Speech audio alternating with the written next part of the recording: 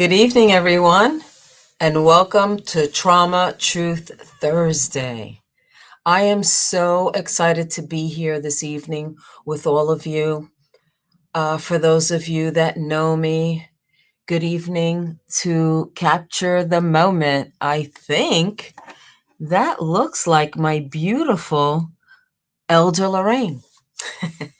So, anyway, I'm so excited. For those of you that don't know who I am, I'm Dr. Millie Tuchez, and I am a domestic violence survivor. My desire is always to help people get healed, get free, to discover the things about themselves that they don't always know. There's a lot of good that we need to discover about ourselves, but there's also some things that have been covered up. They're in deep layers of our soul. We have some soul wounds, some soul fractures, and a lot of them are a result of trauma. So tonight we're going to talk about something that very seldom is talked about. It is high functioning trauma. Some people have experienced an enormous amount of trauma. Many of it happened in their childhood. They don't even remember. If you're a person, and I want you to think about this right now, that can look back and recognize that there are periods of time in your childhood that you just don't remember. And I'm not talking about when you're 1, 2, or 3, or 4 years old. That's a very early age. You might not be able to remember some things. But I'm talking about 5, 6, 7, 8 years old, and there's time lapses. I can almost guarantee that some trauma has occurred. And maybe you're experiencing some behavior, some character traits that you have, and some are good and some are not. And those are the ones that sometimes even worry you because you don't know where they even came from. And despite all that, you still function.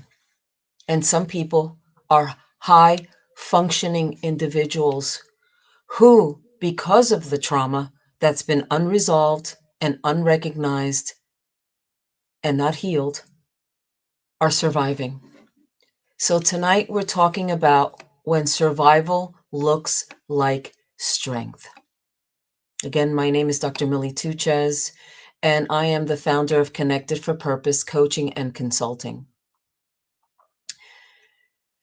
I want to welcome everyone again to Trauma Truth Thursday, and I want to thank you for choosing to spend this hour here. Because showing up for conversations like this is not weakness, it's wisdom, it's courage. And for some of you, it's the first time you slowed down enough to listen to what your body and soul have been trying to say for years. Tonight's topic is one that many people don't realize applies to them until someone finally gives it a name. Tonight, we're talking about high functioning trauma when survival looks like strength. And before we begin, I want to set the tone clearly and safely. Nothing we talk about tonight means something is wrong with you. Nothing we talk about tonight labels you as broken, damaged, or deficient. What we're discussing are adaptive survival responses. The intelligent, creative ways your mind, body, and nervous system learned to protect you. So let's pause together for a moment. Take a slow breath in and let it out. You don't need to fix anything tonight. You don't need to figure anything out. You don't need to explain yourself to anyone. Just listen. Just notice. Just be present. Here's the first Trauma truth of the night. Just because you survived does not mean you healed. For many people, trauma does not look like falling apart. It looks like holding everything together. It looks like being dependable, being strong, being protective and productive, being spiritually active, being the one everyone leans on. And very often those traits were praised. You were called so mature, so resilient, so responsible, so anointed, so capable. But trauma does not disappear just because you function well. It simply goes underground. High functioning trauma is what happens when survival becomes your personality. Let me ask you something, and you don't need to answer out loud. Have you ever been praised for being strong but never asked if you were okay?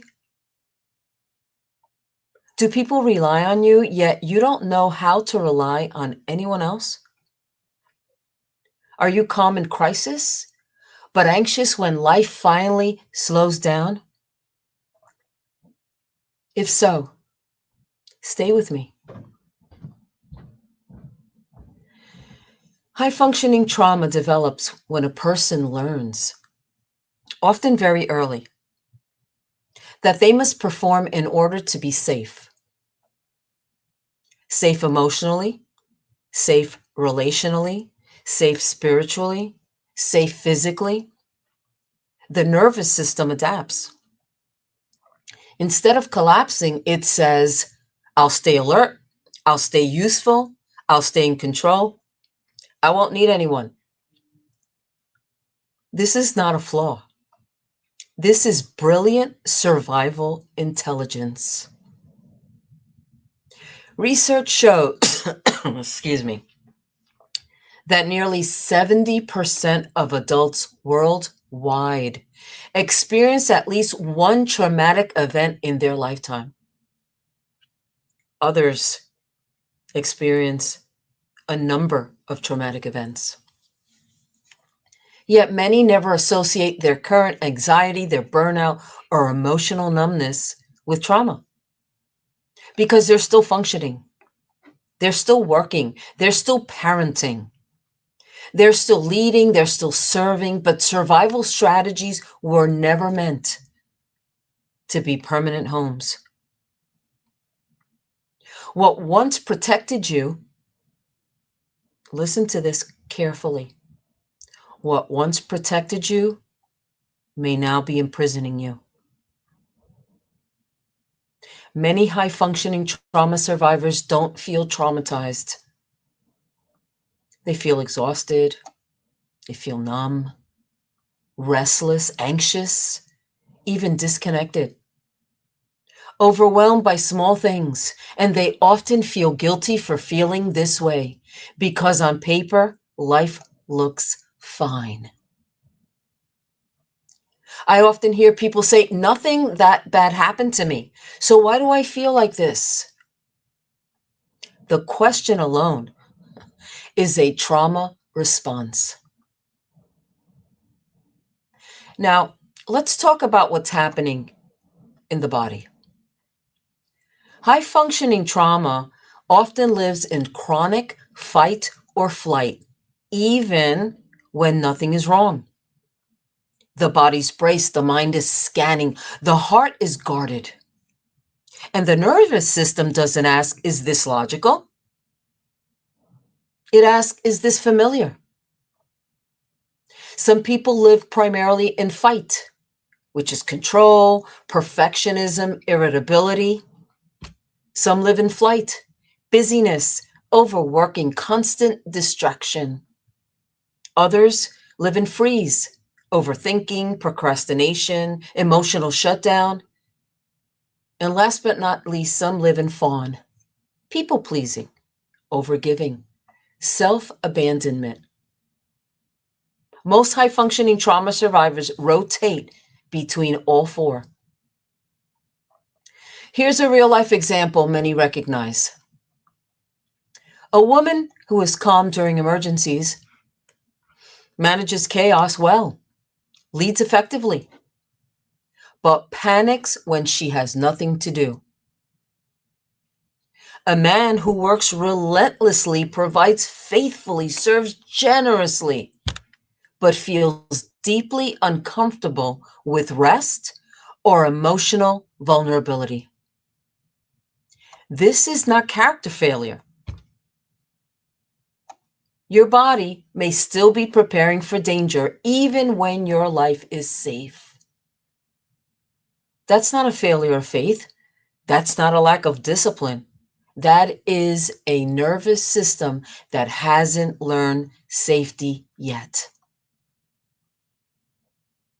So, what are some signs of high functioning trauma?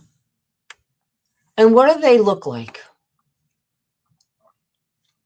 Before we go any further, I want to say this clearly. If you recognize yourself in any of these, it doesn't mean something is wrong with you. It means your nervous system learned how to survive. So let's slow this down. Number one, you feel uncomfortable resting. This doesn't mean you don't rest. It means rest doesn't feel safe. And what does this look like? You sit down to rest and suddenly you feel restless, irritable, anxious. You scroll, you clean, you check emails, or find something small to do. You feel lazy or unproductive when you stop, and silence feels so loud. And stillness makes your thoughts race.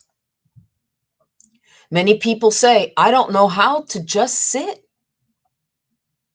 Well, the trauma lens, if you're looking through it, says this and sees your body learned that alertness equals safety. Rest feels like vulnerability. Another sign, you feel guilty saying no. This isn't about politeness. It's about fear of disconnection. And what does that look like? You say yes automatically, then you resent it later.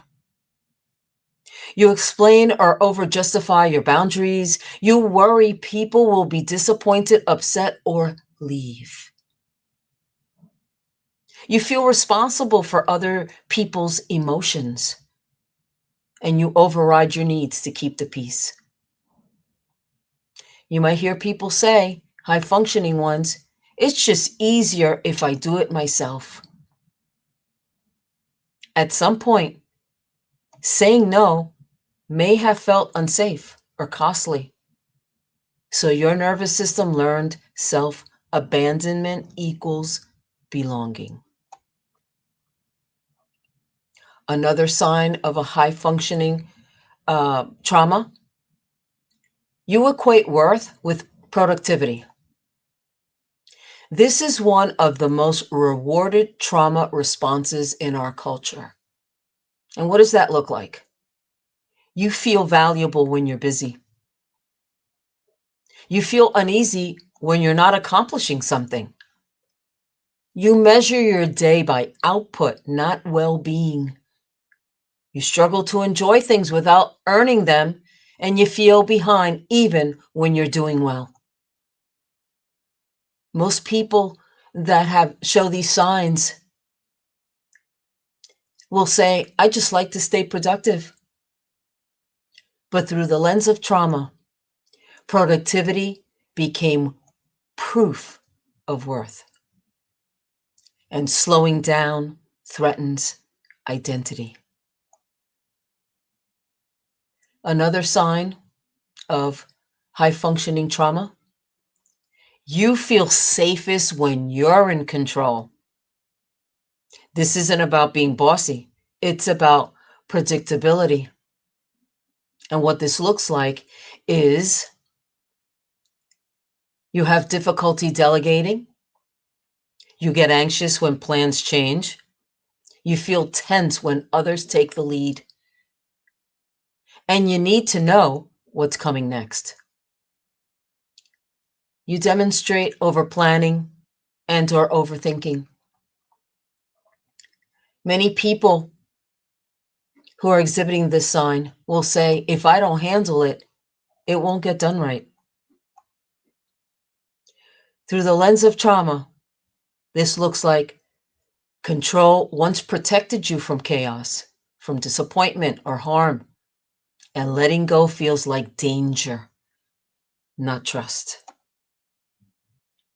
Another sign of high functioning trauma, you struggle to receive help. And this is often mistaken for independence. What does this look like? You say, I'm fine, when you're not. You downplay your needs.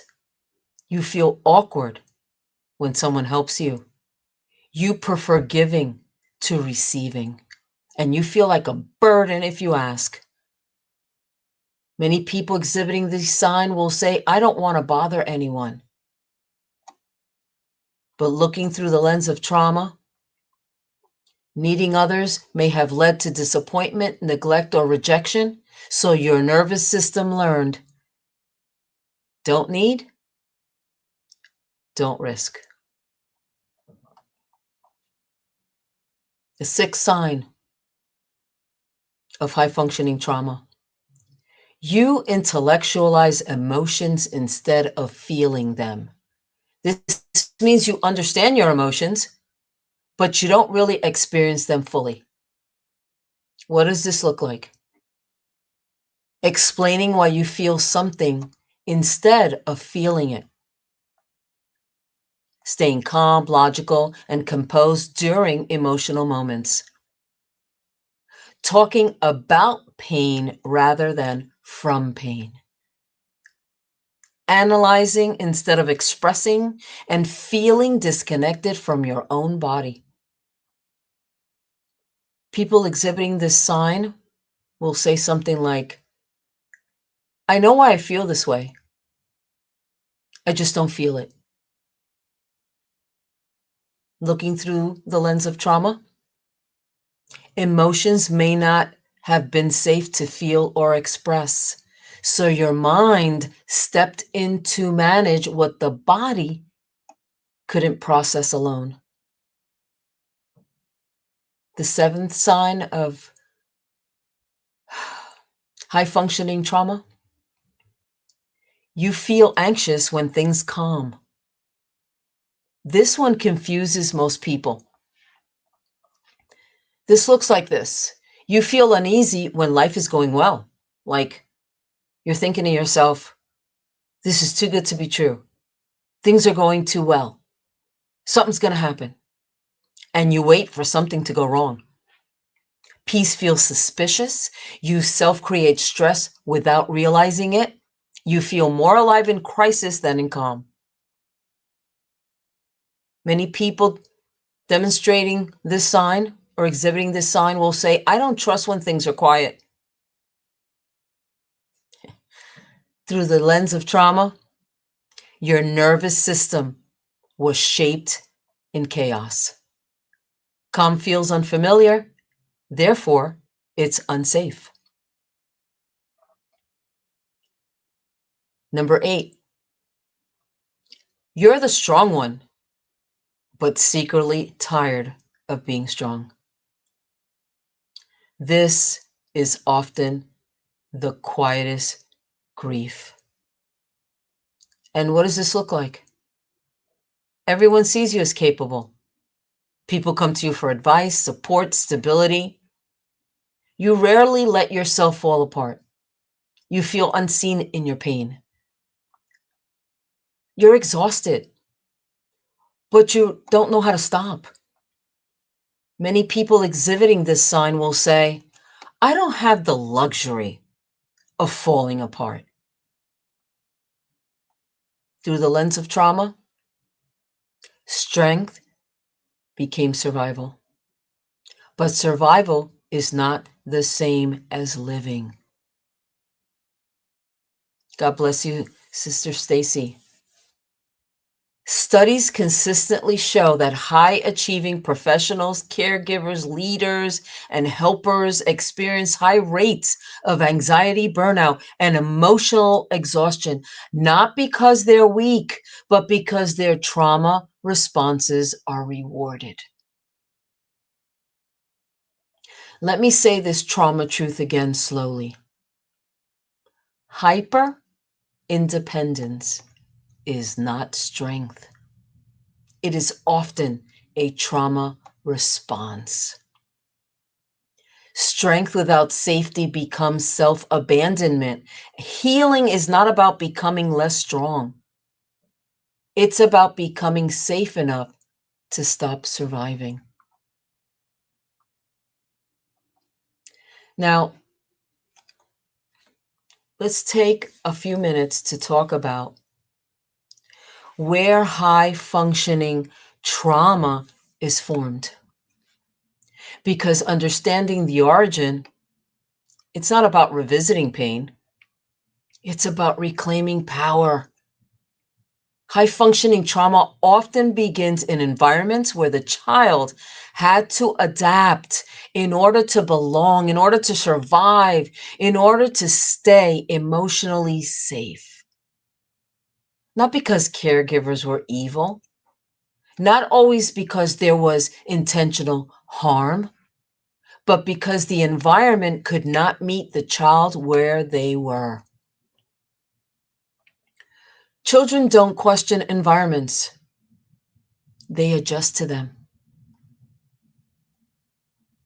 Their needs were minimized. And this doesn't always look like neglect.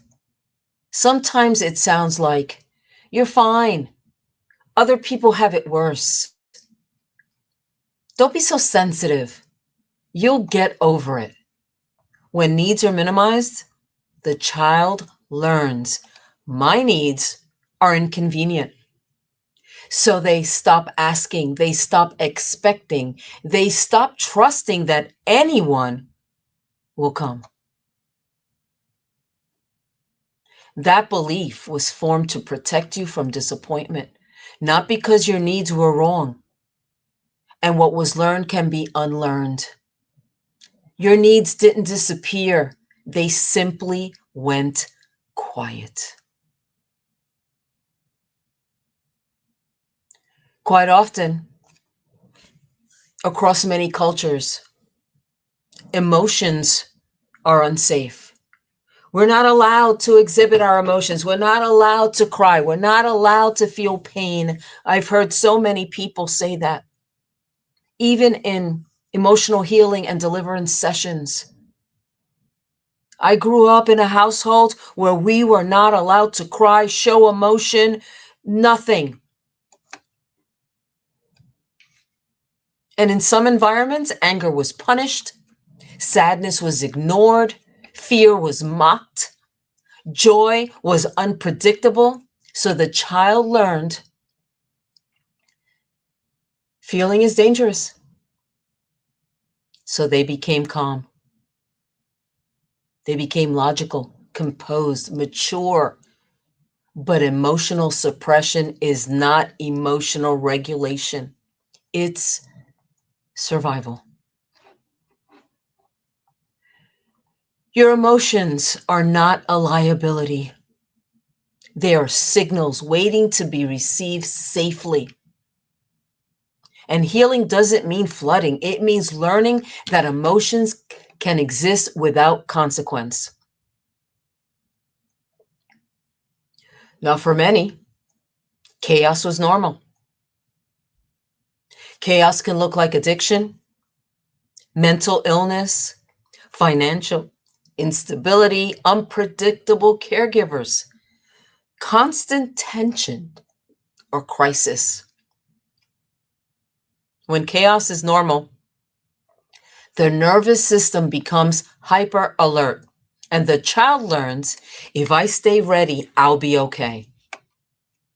They become excellent in emergencies, but uneasy in peace. Your nervous system was trained, not broken, but it can be retrained. Right now, calm may feel foreign, but foreign does not mean impossible. Please understand that if you're a person that some of the things I'm talking about, and even maybe all the things I'm talking about, resonate,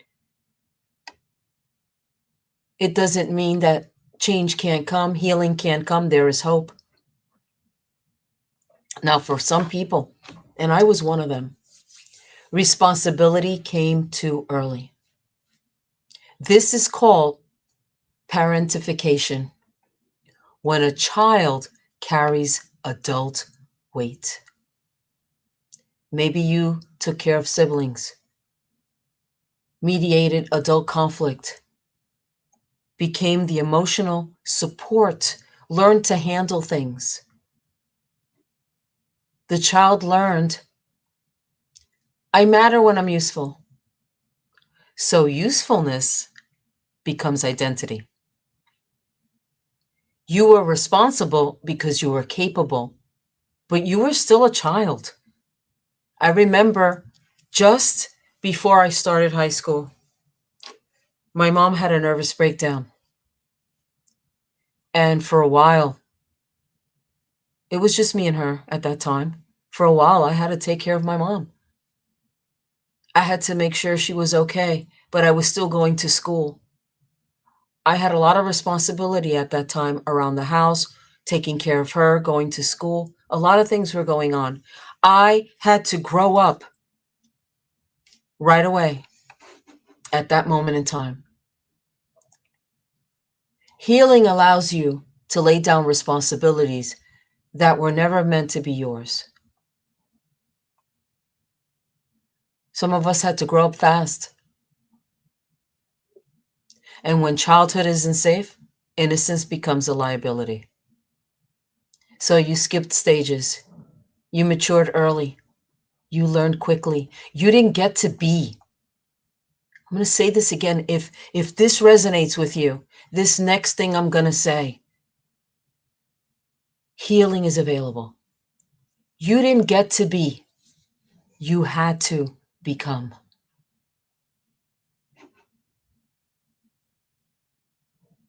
Beautiful people, there is no expiration date on receiving what you didn't get. You can still learn safety. You can still learn rest. You can still learn joy. So out of these environments, roles emerge, not personalities. Let me tell you what roles emerge. The peacemaker. You learn to smooth things over. You learn to absorb tension, to keep harmony at your own expense. Some people assume the role of the fixer. You learn to solve problems so you wouldn't become one. You feel safest when you're needed. Then there's the role of the responsible one. You learned reliability because unpredictability felt dangerous. You became the anchor before you were ever supported. Maybe your role has been the mature child. You were praised for wisdom beyond your years, but maturity was survival, not choice. Let me say this gently. You weren't born strong. You became strong because you had to. And strength saved you. But it doesn't have to define you forever. Now, let me share a core trauma truth. You adapted to survive an environment that could not hold you. Good evening, Pastor Kim Rivera. That adaptation was intelligent, it was necessary, it was protective, but survival should never be mistaken for identity. So let's separate truth from trauma, shall we? You are not your coping mechanisms. You are not your roles. You are not your performance. Those were strategies, not essence. This is important. What you're experiencing now is not who you are. It's who you became in response to your environment. And environments change. Safety can be learned. Nervous systems can heal. You're not late. You're not broken. And you're not behind. You're in transition, and healing doesn't take away your strength. It gives your strength somewhere safe to rest. Now, there is a path to healing. And I want to begin by correcting one very important misconception. Healing high functioning trauma is not about doing more. It's not about trying harder. It's not about praying louder. It's not about being more disciplined. It's not even about becoming more productive in your healing. Because the very thing that kept you safe doing cannot be the thing that heals you. Healing is about learning something entirely new. The first thing is learning how to feel without fixing. High functioning trauma trained you to move quickly out of emotion, to solve it, spiritualize it, explain it, get past it. Feeling was dangerous, fixing was safer. So healing begins when you learn, I can feel this and nothing bad will happen. This looks like letting sadness exist without rushing it away, allowing anger without immediately correcting it, and naming emotions without judging them. Staying present instead of distracting yourself. Feelings are not emergencies, they are messages. You don't have to drown in them to honor them. You only need to let them pass through, not take over. Another thing is learning how to rest without guilt. My goodness, we all need to rest. For high functioning trauma survivors, rest often feels earned, not given. Rest was conditional. Rest came after everything was handled. Rest came last. So when you try to rest now, guilt shows up. Your body says you should be doing something. Healing begins when rest becomes permission, not reward. This looks like sitting without explaining yourself, pausing without justification, enjoying without earning, letting your body exhale. Listen, rest is not laziness. Rest is repair. And learning to rest does not make you less effective. It makes you sustainable. Now, another thing we need to learn is how to receive without fear. High functioning trauma taught you that needing others is risky. Maybe help didn't come. Maybe it came with strings. Maybe it came inconsistently. So you learn to give, but you never learn how to receive. And healing begins when receiving no longer feels like danger. And that looks like accepting help without apologizing, letting someone support you without minimizing your need, allowing care without planning repayment, trusting that presence doesn't require performance. God bless you, Chrissy. Receiving does not make you weak. It makes you human. And healing happens in relationship, not isolation. Another thing we need to learn, and many of us can raise their hand, I'm one of them, learning how to be without performing. This is one of the hardest shifts because performance may have once been your safety. Being useful, being impressive, being strong, being needed. But healing begins when you discover I'm enough, even when I'm not doing. And how does that look like? What does that look like?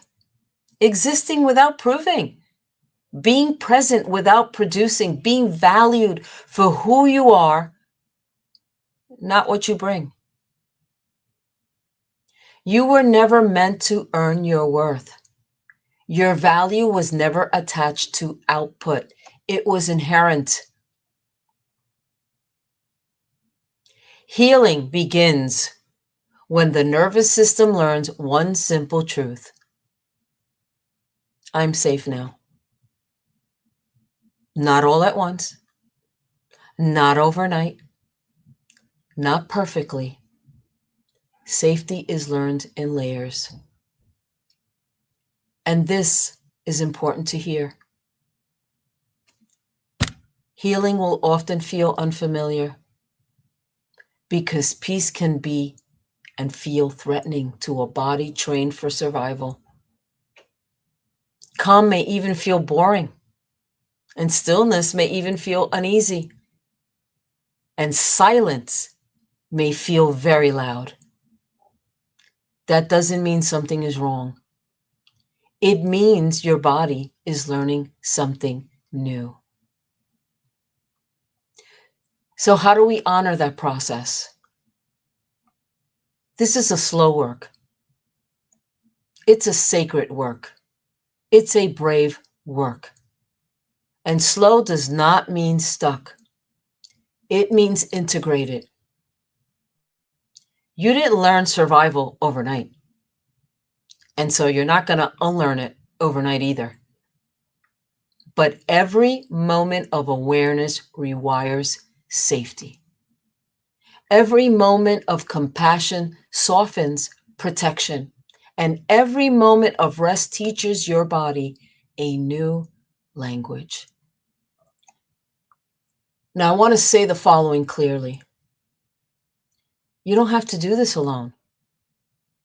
Healing is not a solo project.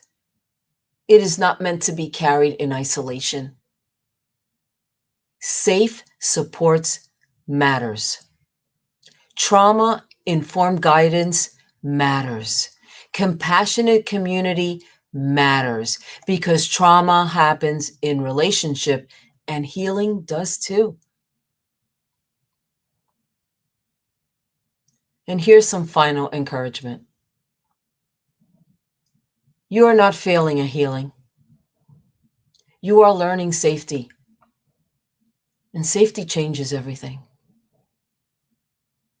So as we come to a close tonight, I want to leave you with one question. Not a question meant to pressure you. Not a question you have to answer right now. Just one to sit with. If you stopped performing, who would you be? For many people, that question brings up curiosity. For others, emotion. For some, discomfort. And all of that is okay. Because that question isn't asking you to change anything tonight. It is simply opening a door. An invitation to healing, to wholeness, to rest. So if something stirred in you this evening, a memory, a feeling, a sense of recognition, I want you to hear this clearly. That stirring is information, not obligation. It's your inner world saying something here matters. And this is where emotional healing becomes so important because high functioning trauma often keeps us focused on what we do, while emotional healing gently asks us to explore why. Why does control feel unnecessary? Why does rest feel unsafe? Or why does control feel necessary? I'm sorry. Why does being needed feel like identity? And why does calm create anxiety. Those answers don't come from pushing harder. They come from being met safely. So that's why one-on-one emotional healing work can be so powerful. Not to diagnose you, not to label you, not to rush you, but to help you discover where those patterns began, what they protected you from, and what your nervous system is still holding on to. In a one-on-one space, you're not performing. You're not proving, you're not fixing. You're simply being heard, perhaps in a way you never were before. So in closing, I want to add this. At Connected for Purpose Coaching and Consulting, we create safe, trauma-informed spaces where people can gently uncover the root of their why and begin to move from survival into wholeness at a pace that honors their story. There's no pressure, no rush, no expectation, just permission to be curious about yourself with compassion. And whether tonight was simply a moment of awareness or the beginning of a deeper journey, I want to thank you. Thank you for your courage. Thank you for your presence. Thank you for choosing truth over silence. You are not late and you are not broken. And you don't have to walk this path alone. I'm honored to walk it with you when and if you are ready. Thank you for joining me tonight. Thank you for all of you who took time to come on here and listen and hear. Maybe there's some things you heard tonight, some language that you never heard of before. Maybe there's some things you've experienced or even are experiencing right now, and you never knew how to put words to it. You never really understood why it was happening, or that you were even operating in high functioning trauma. So I encourage you, this is recorded. You can watch the replay. If you would like some one-on-one, reach out to me. I'm available. I'm here to help you. I'm here to help you navigate through that healing path.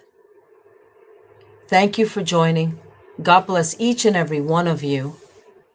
And remember, Jesus came to heal the brokenhearted. Good night, everyone. Let yourself heal.